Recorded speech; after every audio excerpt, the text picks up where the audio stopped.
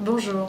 Eh bien, s'il faut parler des caractéristiques de notre région en matière de vieillissement, c'est que c'est plutôt une région jeune, puisque nous avons le taux de natalité, l'un des taux de natalité les plus forts de France, et cette région a cette particularité depuis toujours.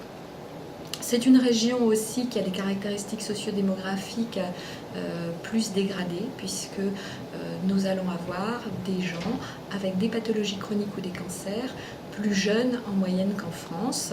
Cela est dû aussi au fait que nous avons un recours aux soins qui est plus tardif, donc des dépistages qui se font plus tardivement. Cette caractéristique, elle se retrouve à un âge plus avancé, puisque nos personnes âgées vont ensuite avoir un vieillissement plus rapide avec, c'est un bon signe, un taux d'allocataires de l'APA qui va être plus important chez les moins de 75 ans. C'est une caractéristique régionale.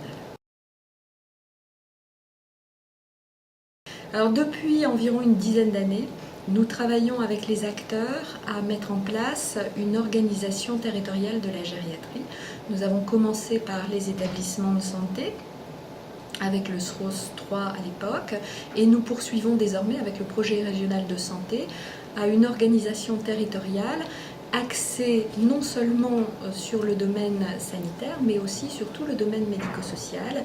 Et nous insistons beaucoup pour que ces projets viennent des acteurs eux-mêmes, auxquels ensuite nous donnons un label lorsque l'organisation correspond aux objectifs de la circulaire de 2007 sur l'organisation territoriale de la gériatrie, en effet.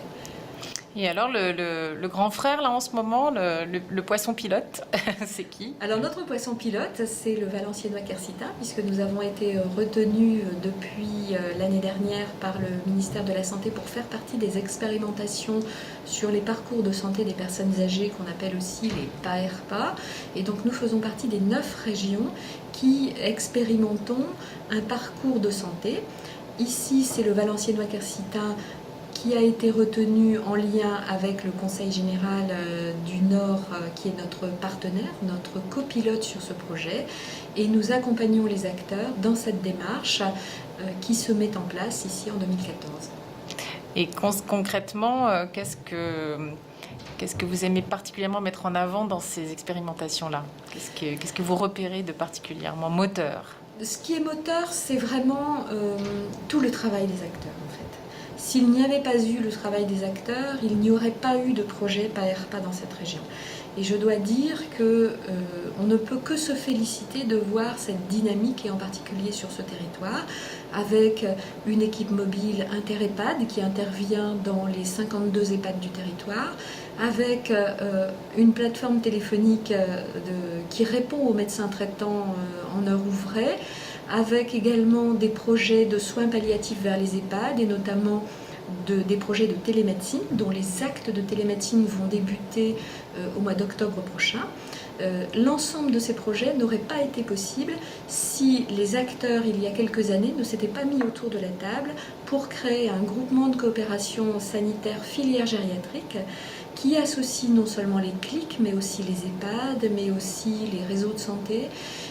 L'ensemble des acteurs progressivement sont associés dans ce groupement de coopération sanitaire qui leur permet d'avoir un projet médical de territoire en gériatrie, et ça c'est vraiment leur travail, c'est grâce à leur travail. Et donc 2014, quel espoir avez-vous pour la suite de la gériatrie dans le Nord? 2014, mais aussi 2015, 2016, nous avons plein d'espoir puisque grâce à ce projet de territoire, on voit naître au jour d'aujourd'hui d'autres projets sur les autres territoires de la région, sur le Cambrésis, sur le Douaisis, des projets aussi dans le Pas-de-Calais, et les acteurs avec, si je puis dire, l'exemple de ce premier territoire se mettent en marche et réfléchissent également. Et c'est de leur projet que nous allons construire, nous, l'ensemble de ces filières de territoire.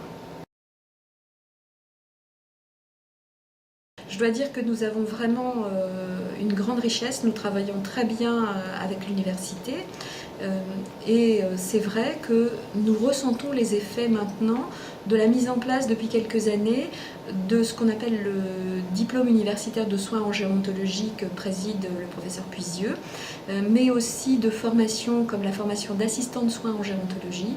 Et au jour d'aujourd'hui, nous voyons bien que ces soignants prennent vraiment leur place auprès des gériatres qui ne peuvent pas effectuer l'ensemble des prises en charge. Le secteur paramédical est essentiel pour la montée en qualité des dispositifs et surtout pour prendre le relais des médecins. Et je pense que ça, c'est une grande richesse de cette région et en particulier de notre université qui a très bien compris la place et l'enjeu de ces personnels.